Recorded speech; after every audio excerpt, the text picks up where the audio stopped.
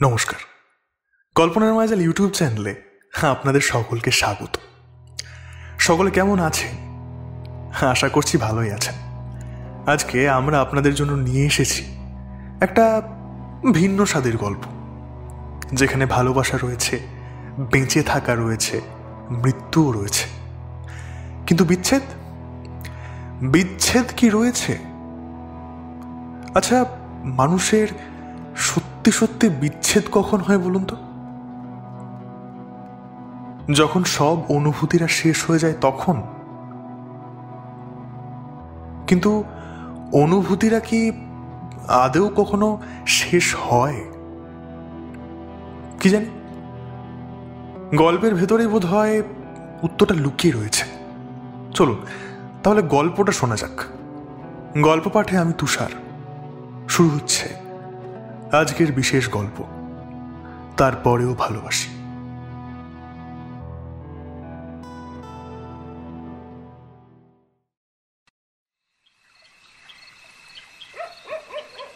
বছরের এই সময়টা আমার খুব ভালো লাগে, জানিস? জানি তো, কারণ এই সময় বাতাসে শিউলি ফুলের গন্ধ ভেসে বেড়ায়, আর শিউলি ফুলের গন্ধ তোর ফেভারিট। তোর সব মনে থাকে বল? এ আর এমন কি, আজ তো আর নতুন নয়, অনেকগুলো বছর হয়ে গেল তোর সঙ্গে আছি। প্রত্যেক বছর তোর মুখে শুনে শুনেই মনে থেকে গেছে। এনিওয়েজ, আমার কি ফেভারিট বলতো?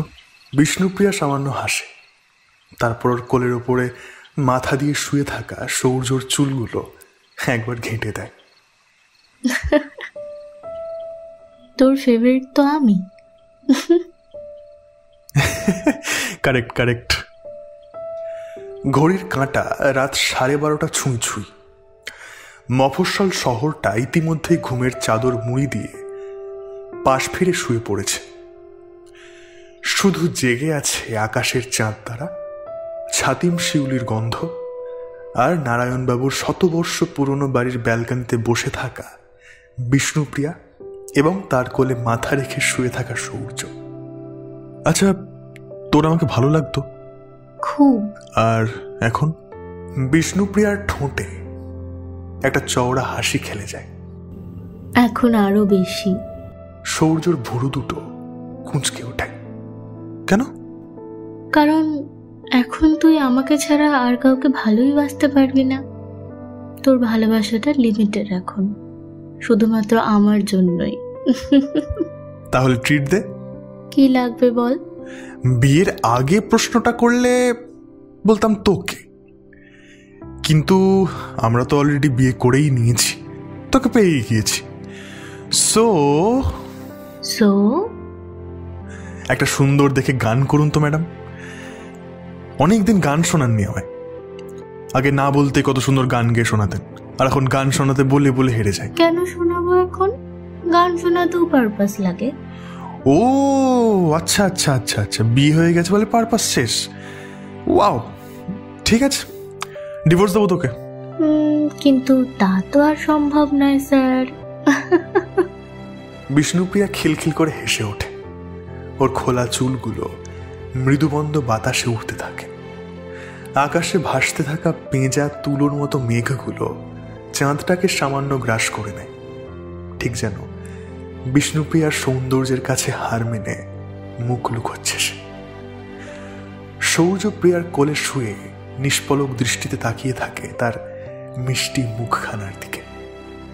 কি যে একটা জাদু আছে এই হাসিটার মধ্যে, সেটা সূর্য আজ অবধি জানতে পারল না। যতবার এই হাসি মাখা মুখটা সে দেখে, ততবার ওর আশেপাশের সবকিছু যেন থমকে যায়। গোটা বিশ্ব চরাচর যেন মন ভরে উপভোগ করতে চায় এই হাসিখানা। কি দেখছিস বলতো? তোকে। কি দেখিস আমার মধ্যে? এত কি স্পেশাল আছে? আছে তো, একটা ম্যাজিক আছে। মন ভালো করে দাও একটা ম্যাজিক। তুই বুঝবি না। বুঝবো না কেন? বোঝা আমায়। আগে একটা গান শোনা, তারপর বোঝাবো। প্রমিস? হ্যাঁ রে বাবা, প্রমিস। আচ্ছা বেশ, তাহলে শুরু করছি আমি। যেমন করে একটা বাচ্চা ছেলে তার মায়ের দিকে তাকায় মুগ্ধ চোখে, সৌর্যও ঠিক সেভাবেই মুগ্ধ দৃষ্টিতে তাকিয়ে থাকে বিষ্ণুপ্রিয়ার দিকে। বিষ্ণুপ্রিয়ার সৌর্যর গাল দুটো একবার টিপে দেয়, তারপর ওর একটা হাত নিজের হাতের মধ্যে নিয়ে গান ধরে। ঘুম ঘুম চাঁদ ঝিকিয়ে মিকে তারা, এই মাধবীরাত আসেনি তো বুঝিয়া জীবনে আমার। ঘুম ঘুম চাঁদ ঝিকিয়ে মিকে তারা, এই মাধবীরাত আসেনি তো বুঝিয়া জীবনে আমার। এই চাঁদের তিথিরে বরণ করি, এই চাঁদের তিথিরে বরণ করি। ও গো মায়া ভরা চাঁদার, ও গো মায়া বিনিরাত। ঘুম ঘুম চাঁদ ঝিকিয়ে মিকে তারা, এই মাধবীরাত আসেনি তো বুঝিয়া জীবনে আমার। কিরে, থেমে গেলি যে? ভালোই তো গাইছিলি। ফোনের ওপাশ থেকে হঠাৎ করে বিষ্ণুপ্রিয়ার গান থামিয়ে দেওয়াতে বিরক্ত হয় সৌর্য। ভালোই ঘুমটা আসছিল, মাঝপথে থামিয়ে দিলি।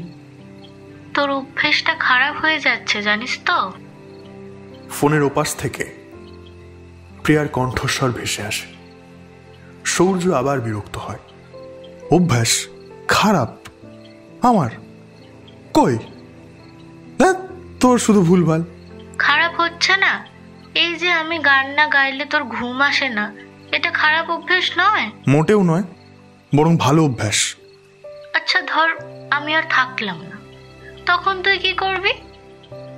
থাকবি না মানে? কোথায় যাবি? ধর মারা গেলাম, তখন?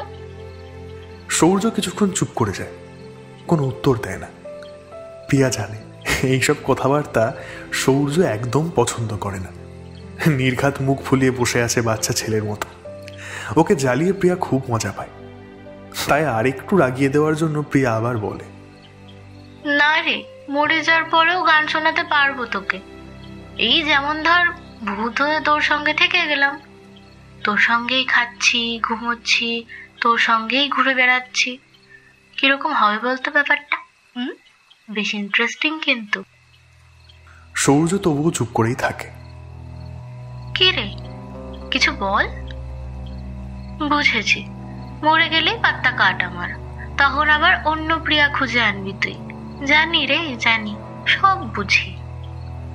তুই মানুষ হ চাই ভূত হ, আমার তোকেই লাগবে, ব্যাস। আচ্ছা তাই নাকি? তখন যদি তাবিজ করে তাড়ানোর চেষ্টা করেছিস না তো দেখে নিস তুই। তোকে তাড়ানোর সাধ্য আছে আমার? তাড়াতে দিলে তো তাড়াবি, অতই সস্তা, ঘাড়ে চেপে বসবো একেবারে। বসিস, এখনো ভালোবাসি, তারপরেও ভালোবাসবো। কিন্তু ধর আমিই মরে গেলাম, তখন তুই তো অন্য ছেলে খুঁজে ফুরুত। একটা চড় মারবো ঠাটিয়ে।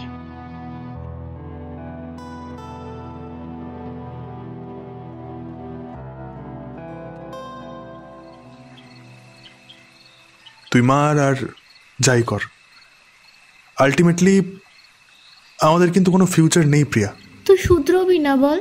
দাঁত, তুই থাক, আমি ঘুমোতে গেলাম। তোর তো শুধু ওই ভালো কথা বললেই তোর মাথা গরম হয়ে যায়। তোর ওরকম ভালো কথার কাথায় আগুন দে, জানোয়ার কোথাকার। সৌর্যকে একা ব্যালকানিতে ফেলে রেখে ঘরের দিকে দনদন করে এগিয়ে যায় প্রিয়া। সৌর্য উঠে দাঁড়ায়, পিছু নেই তার। খারাপ কি বললাম আমি তোকে? এভাবে আর কতদিন চলবে বলতো? কেন নিজেকে বেঁধে রেখেছিস? মুক্তি দে নিজেকে এই বাঁধন থেকে। প্রিয়া পিছনে ফেরে সৌর্যর দিকে। সৌর্য দেখে যেই চোখ দুটো এতক্ষণ ছেলে মানুষই খেলা করে বেড়াচ্ছিল, সেই চোখ দুটো এখন টকটকে লাল হয়ে রয়েছে, আর নিচের দিকে জমে রয়েছে অনেকখানি জল। কিছুক্ষণের মধ্যেই বর্ষিত হবে সেগুলো। সৌর্য এগিয়ে যায়, একটা হাত রাখে প্রিয়ার গালের উপরে। আবার বাচ্চাদের মতন কাঁদছিস? তা কি করব? তোকে ছেড়ে চলে যাব? কিভাবে যাব? তুই পারবি আমার ছেড়ে থাকতে? আমি তো পারবো না। সৌর্য একটু হাসে। তাহলে তোর মামাকে বলে দে আমার ব্যাপারে। বলে দে তোর বিয়ে হয়ে গেছে, আর গত 3 বছর ধরে তোর মামার নাকের ডগায় আমি আর তুই সংসার করে চলেছি। দরকার হলে তাই করব। আমি এখনই যাচ্ছি বলতে। কিচ্ছু করতে হবে না, কোথাও যেতে হবে না। এগুলো সব ছেলে মানুষই প্রিয়া। এদিকে আয়। প্রিয়াকে নিজের বুকের মধ্যে টেনে নেয় সৌর্য। হাউ হাউ করে কাঁদতে থাকে মেয়েটা। সৌর্যরও যে কান্না পাচ্ছে না সেটা নয়, কিন্তু কাঁদলে যে চলবে না। প্রিয়া এখন না মানলেও একটা সময় ওকে মানতেই হবে। এই বাঁধন থেকে ওকে নিজেকে মুক্তি দিতেই হবে, কারণ সে যে প্রকৃতির উল্টো দিকে হাঁটার চেষ্টা করছে, এবং সৌর্য জানে সেটা কখনোই সম্ভব নয়। সৌর্য একটু হাসে, কিন্তু সেই হাসির মধ্যে লুকিয়ে থাকে অনেকটা বেদনা, কষ্ট, যন্ত্রণা। এই বাঁধন কাটানো যে তার পক্ষেও সহজ নয়, কিন্তু আর কোনো পথও যে নেই। আজকে সন্ধ্যার ঘটনাটা মনে পড়তে লাগলো সৌর্যর। দেখ মা, আমি খোলাখুলি বলছি, তুই তো অনেক বড় হয়েছিস, আমার বয়সটাও বাড়ছে ধীরে ধীরে, তাই এখনই জিজ্ঞেস করা উচিত বলে আমার মনে হয়। কোনো ছেলে টেলে কি পছন্দ আছে তোর? না থাকলে আমার এক বন্ধুর দাদার ছেলে রয়েছে, সুপুরুষ, যেমন দেখতে তেমনই গুণ, বিদেশে চাকরি করে। বিয়ের পর তোকেও ওখানেই নিয়ে চলে যাবে। তুই রাজি থাকলে আমি কথা বলবো। প্রিয়া কোনো উত্তর দিচ্ছিল না, মাথা নিচু করে বসেছিল সোফায়। শুধু নারায়ণবাবু নিজের মতো বলে যাচ্ছিলেন। সৌর্য শোয়ার ঘরের দরজার ফাঁক দিয়ে দেখছিল সবটা। আচ্ছা বেশ, বুঝে গেছি, তুই এখন ডিসিশন নেওয়ার সিচুয়েশনে নেই, তাই তো?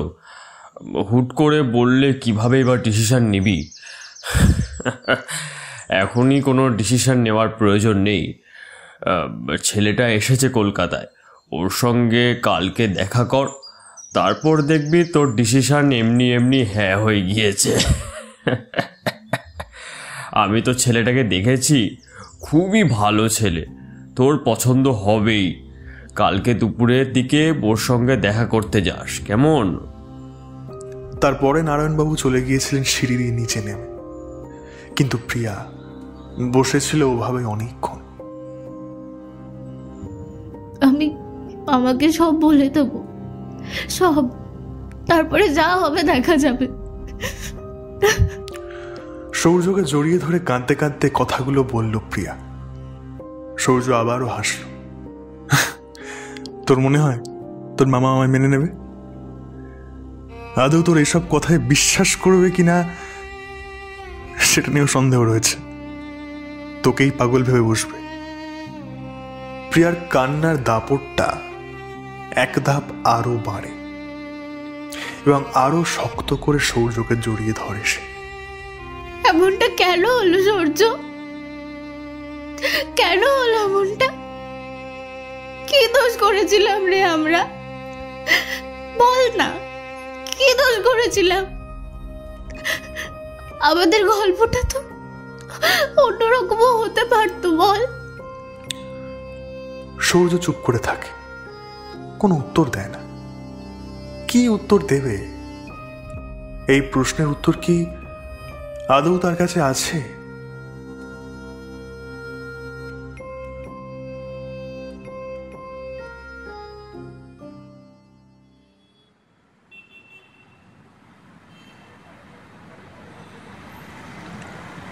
তাহলে মিসেস দেবনাথ, আজ থেকে লাইফের নতুন চ্যাপ্টার শুরু হচ্ছে আমাদের। আপনার এখন কিরকম লাগছে বলুন তো? মন্দির থেকে বেরিয়ে আসতে আসতে বিষ্ণুপ্রিয়ার উদ্দেশ্যে প্রশ্নটা ছুঁড়ে দিল সৌর্য। কি জানি, আমার তো কিরকম যেন ভয় ভয় লাগছে, জানিস তো। বাড়াবাড়ি করে ফেললাম না তো আমরা? বিয়েটা কদিন পরে করলে হতো না আমাদের? মানে মামা এখন কিরকম রিয়াক্ট করবে? দেখ, এত চাপ খাস না তো।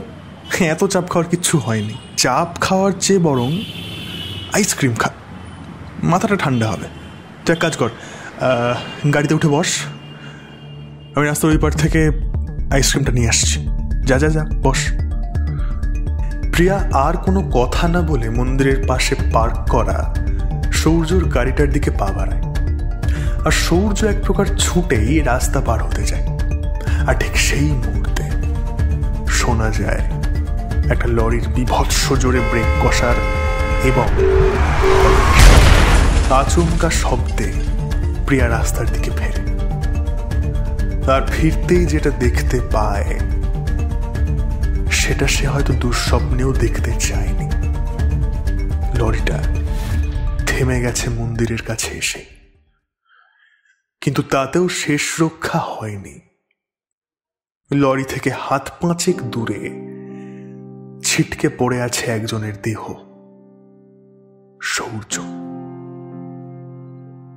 সৌর্যের দেহ।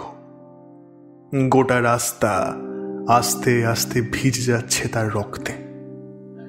ক্রমশ রাস্তা চলতে লোকজন ভিড় জমাতে শুরু করেছে সৌর্যর স্পন্দনহীন নিথর দেহটার কাছে।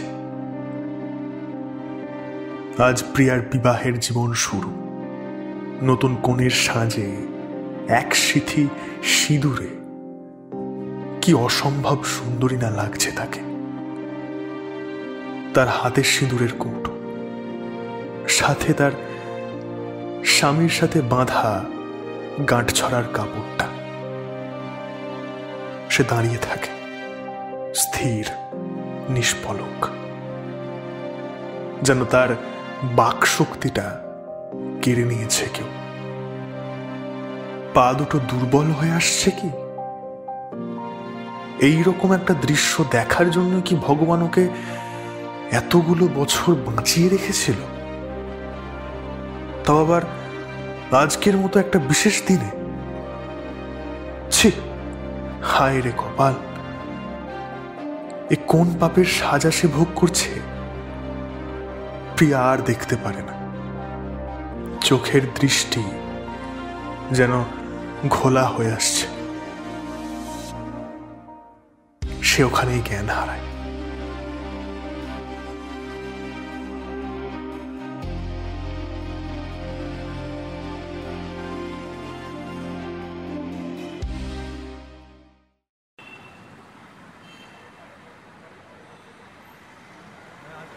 তুমি কি কোনো বিষয় নিয়ে খুব টেনসড? কই না তো, টেনসড কেন হতে যাব? কিছুই খাচ্ছ না, শুধুই চামচ নিয়ে খাবারটা নাড়াচাড়া করে রেখে দিচ্ছ, সেই জন্যই জিজ্ঞেস করছি আর কি। একটা রেস্টুরেন্টে সেই ছেলেটির সঙ্গে লাঞ্চ করতে এসেছে প্রিয়া। তার এখানে আসার কোনো রকম ইচ্ছা ছিল না। সৌর্যর প্রচণ্ড জোরাজোরিতে সে এখানে আসতে বাধ্য হয়েছে। আচ্ছা, তোমার হবিস কি? তোমার মামার মুখে শুনছিলাম তুমি নাকি খুব ভালো গান গাও। হ্যাঁ, আমিও একটা সময় গান গাইতাম, কিন্তু এখন আর গান করার ঠিক সময় হয়ে ওঠে না। কাজের এত চাপ, সেসবের মধ্যে গানের মতো ইউজলেস জিনিস নিয়ে আমার বসা হয় না, ওই আর কি। প্রিয়ার মাথাটা চট করে গরম হয়ে যায়। ইউজলেস গান, ইউজলেস, কিন্তু কিছু বলতে পারে না। চুপ করে বসে থাকে, কোনো উত্তর দেয় না। বিয়ের পর তোমাকেও আমার সঙ্গে অস্ট্রেলিয়া শিফট করতে হবে, তোমার মামা তোমায় জানিয়েছে নিশ্চয়ই। আচ্ছা, হানিমুনে তোমার কোথায় যাওয়ার ইচ্ছে আছে? ওয়াশরুম। হোয়াট? না না, মানে আমি ওয়াশরুমে যাব আর কি। Excuse me. অজুহাত দিয়ে কোনো রকম ভাবে ওয়াশরুমে এসে হাঁপ ছেড়ে বাঁচে প্রিয়া। ছেলেটার বাতেলাবাজি সে আর একেবারেই নিতে পারছে না। ওয়াশরুমের আয়নাটার সামনে এসে দাঁড়ায় প্রিয়া। বুকের ভেতরটায় আবারও সেই চেনা যন্ত্রণাটা জাগার দিয়ে উঠতে থাকে। চোখ বন্ধ করে একটা বড় করে শ্বাস নেয় সে, তারপর চোখ মেলে তাকায়। কয়েক ঘন্টাও যার সঙ্গে কাটানো যাচ্ছে না, তার সঙ্গে সারা জীবন কিভাবে কাটাবে প্রিয়া?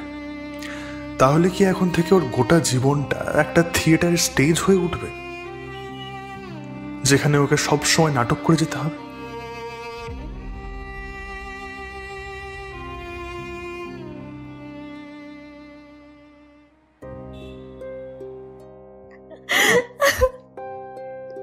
ফিরে আয় না রে,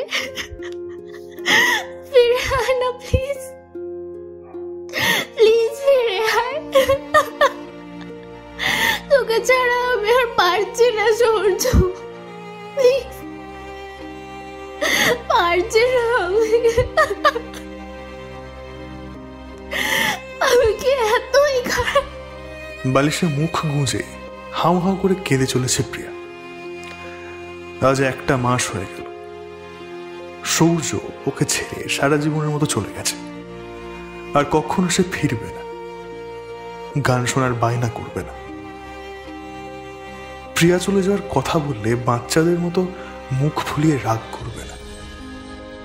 প্রিয়ার খুব শরীর খারাপ করলে বারবার খোঁজ নেবে না। ভিড় রাস্তায় শক্ত করে ওর হাতটা চেপে ধরবে না। প্রিয়াকে আর কেউ পাগলের মতো ভালোবাসবে না। সূর্য প্লিজ ফিরে আয় না, আমাদের তো এরকম কথা ছিল না, বল ছিল না তো সূর্য? কথা হয়েছিল আমি মারা যাব, তোর গাড়ি চেপে থাকবো ভূত হয়ে, কিন্তু তুই চলে গেলি আমায় ছেড়ে। কেন সূর্য, কেন? তাহলে তুই আয় না, ফিরে আয় না, না হয় ভূত হয়ে হয় আমার কাছে, কিন্তু ফিরে আয় না সূর্য, ফিরে আয় আমার কাছে।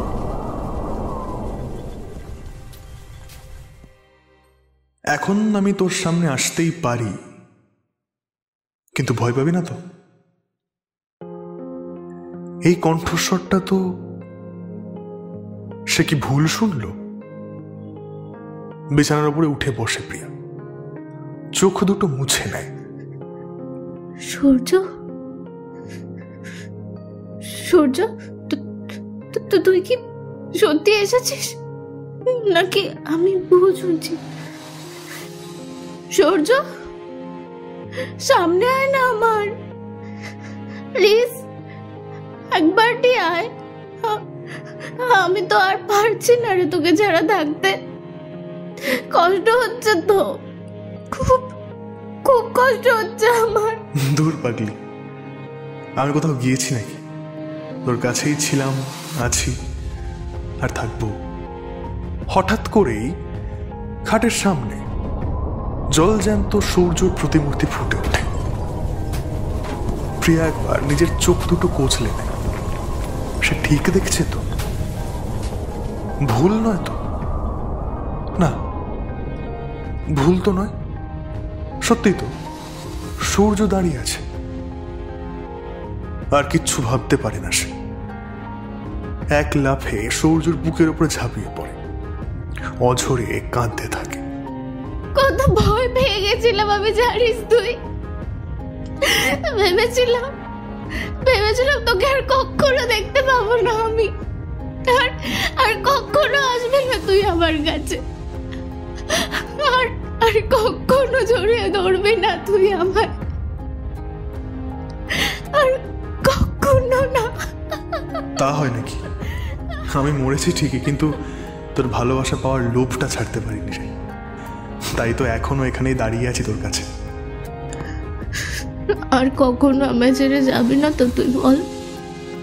বল না, যাবি না তো? কখনো ছেড়ে যাব না।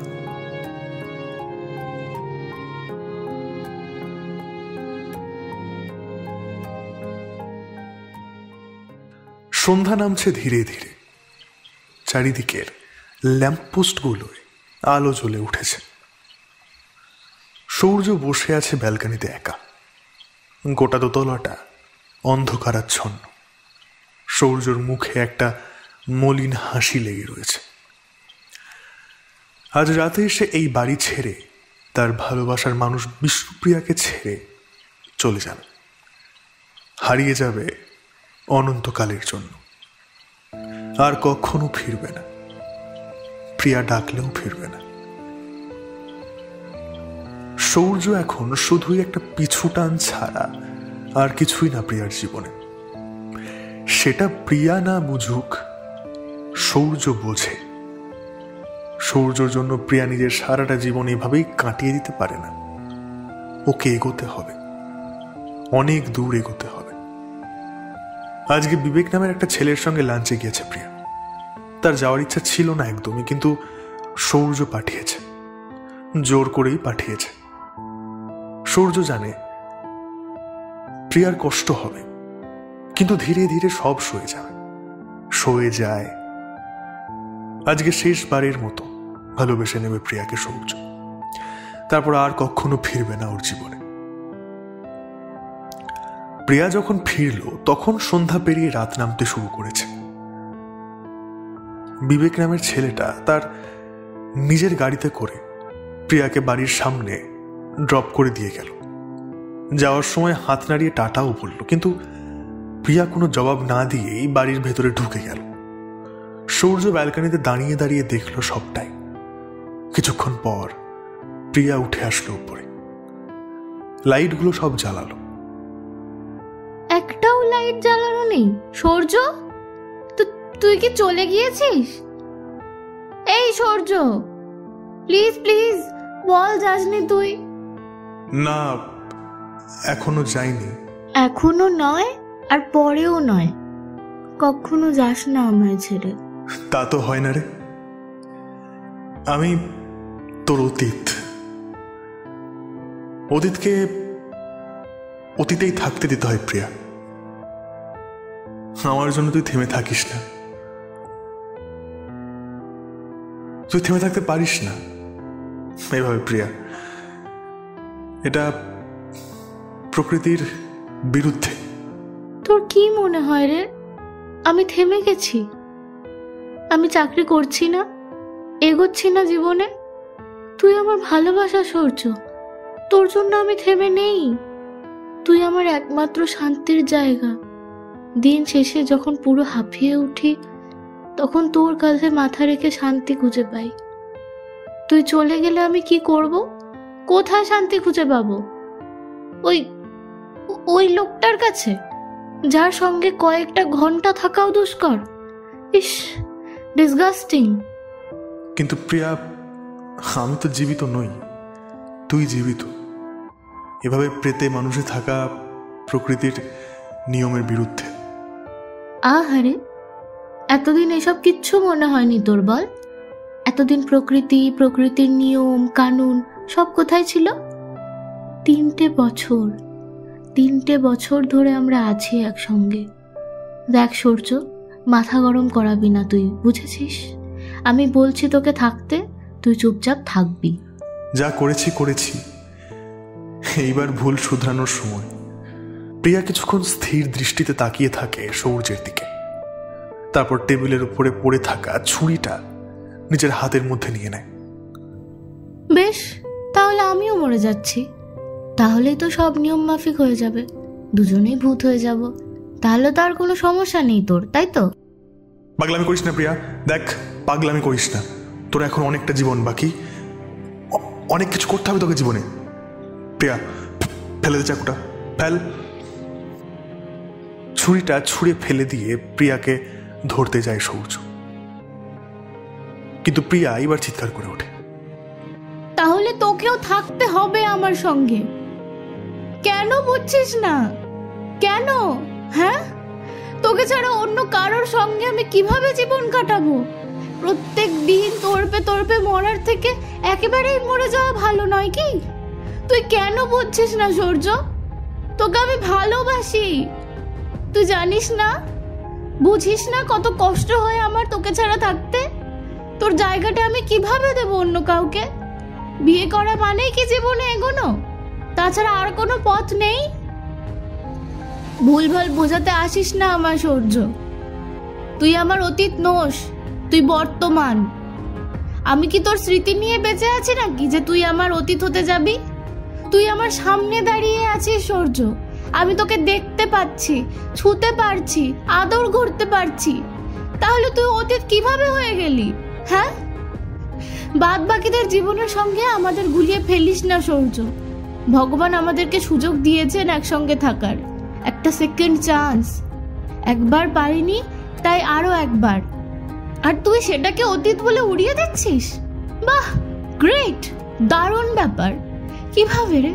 হ্যাঁ, এইসব জ্ঞান কিভাবে আসে তোর মাথায়? দেখ সূর্য, আমি যতদিন বেঁচে আছি ততদিন আমি তোর সঙ্গেই থাকবো, মরে যাওয়ার পরেও থাকবো। এটাই আমার ফাইনাল ডিসিশন। আমার ডিসিশন তুই নেওয়ার কে রে? আমি ঠিক করবো আমি কার সঙ্গে থাকবো, বুঝেছিস? নেক্সট বার থেকে মাতব্বরি করার আগে বিষয়টা মাথায় রাখবি। প্রিয়া আর দাঁড়ায় না, ঘরের দিকে পা বাড়ায়। সূর্য দাঁড়িয়ে থাকে বারান্দাতে। কি উত্তর দেবে কিছু বুঝে উঠতে পারছে না সে। পুনরায় ব্যালকনিতে গিয়ে দাঁড়ায়, ভাবতে থাকে, ঠিক তো, সে কি সত্যিই অতীত? কই না তো, প্রিয়া তো ভুল কিছু বলেনি। সে তো সত্যি অতীত নয়, সে তো স্মৃতি নয়, সে তো উপস্থিত রয়েছে প্রিয়ার সাথে। হ্যাঁ, হয়তো আর 5টা মানুষের মতো নয়, কিন্তু রয়েছে তো। তারা হয়তো স্পেশাল।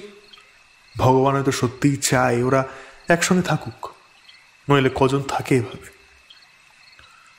ঘরের দিকে এগিয়ে যায় সূর্য। প্রিয়া বসেছিল খাটের উপরে, ওর পাশে আলতোভাবে বসে সে। কি চাই? সরি তোকে ফোর্স করার জন্য, আমার উচিত হয়নি তোকে। তারপরেও ভালোবাসি। প্রিয়া, এই মারে। সেরেছে কাজ, আমি তো নয় থেকে যাচ্ছি, কিন্তু এই লোককে কি বলবি? আজকে সব সত্যিটা বলে দেবো আমি। এই পাগল হয়েছিস? তুই চুপ কর তো। প্রিয়া, মারে। হ্যাঁ মামা, এই ঘরে এসো। ভদ্রলোক ঘরের ভেতরে প্রবেশ করলেন। প্রিয়া তাকে নিজের পাশে বসালো। তা হ্যাঁ রে, কেমন দেখলি? মামা, ওসব বাদ দাও। আজকে আমি তোমাকে একটা সত্যি কথা বলতে চাই। আমি জানি না তুমি কিভাবে নেবে জিনিসটা, কিন্তু আজ আমাকে বলতেই হবে।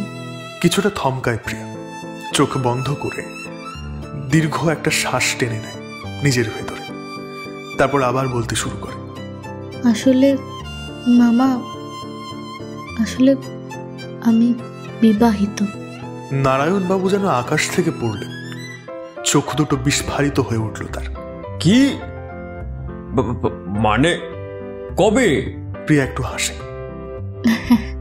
হ্যাঁ মামা, আমার বিয়ের প্রায় 3 বছর হয়ে গেছে। আমি জানি আমার এটা হয়তো তোমাকে আগেই জানানো উচিত ছিল, কিন্তু কিছু কিছু সমস্যার জন্য আমি জানাতে পারিনি তোমায়। আমায় ক্ষমা করে দিও মামা। আমি অন্য কাউকে বিয়ে করতে পারবো না। আমি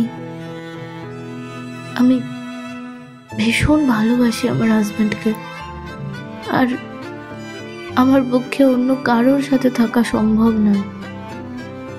আমি তোমার কাছে ক্ষমা প্রার্থনা করছি মামা, প্লিজ ফিরিয়ে দিও না আমায়। আর আমি চাই আজ আমার হাজব্যান্ডের সঙ্গে তোমার পরিচয় হোক। দেখা করবে তো ওর সঙ্গে? বলো। নারায়ণবাবু কিছু বলতে পারেন না, হতভম্বের মতন স্থির হয়ে বসে থাকেন একই জায়গায়, তাকিয়ে থাকেন তার ভাগ্নির দিকে। মেয়েটা বলে কি? তার এত বছর বিয়ে হয়ে গেল, অথচ সে একটা ফোঁটাও বুঝতে পারলো না। এখন আবার বলছে তার হাজবেন্ডের সাথে পরিচয় করাতে চায় সে। বিস্ময়ে হতচকিত হয়ে সে তাকিয়ে থাকে প্রিয়ার মুখের দিকে। প্রিয়া ম্লান হেসে কিছুক্ষণ পর আবার বলতে শুরু করে, বেশ, তোমার নিস্তব্ধতাকে আমি হ্যাঁ হিসেবেই ধরে নিচ্ছি। তবে দাঁড়াও, সূর্য সামনে আয়। হঠাৎ করেই এক মানুষের মতন অবয়ব সামনে এসে দাঁড়ায় নারায়ণবাবু। একেতেই ভদ্রলোক তার ভাগ্নির কথাবার্তা শুনে বিষম খেতে খেতে বেঁচেছিলেন, যাও বা একটু সামলে নেবেন নিজেকে, তার হলো কই। একগাল হাসি নিয়ে সূর্য দাঁড়িয়ে থাকে নারায়ণবাবুর সামনে। বিস্ফারিত চোখে ড্যাবডেবিয়ে নারায়ণবাবু তাকিয়ে থাকেন। তার তো একেবারে আত্মারাম খাঁচা ছাড়া হয়ে যায়। তিনি ভয়ে চিৎকার করে ওঠেন, ওরে বাবা গো, ভূত!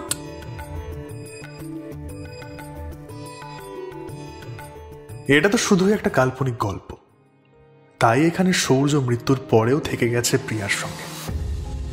কিন্তু বাস্তবেও কি ভালোবাসার মানুষরা এভাবেই তাদের প্রিয়জনের কাছে থেকে যায় মৃত্যুর পরেও?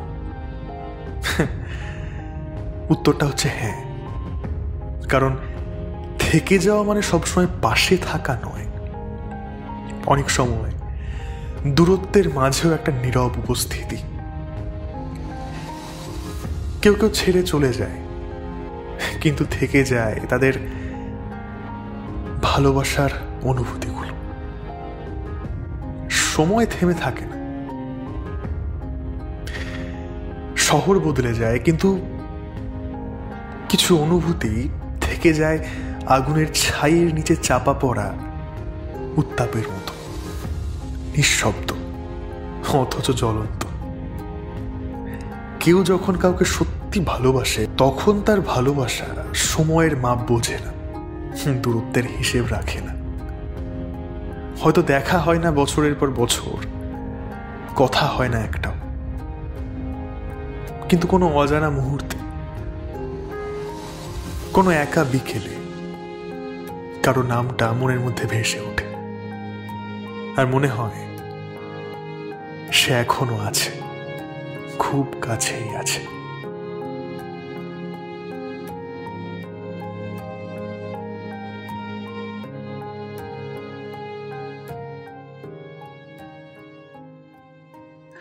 এতক্ষণ আপনারা শুনছিলেন তারপরেও ভালোবাসি। গল্প পাঠে ছিলাম আমি তুষার, এবং আমার সঙ্গে ছিল অরিত্রিকা, সোহম এবং কৌস্তভ।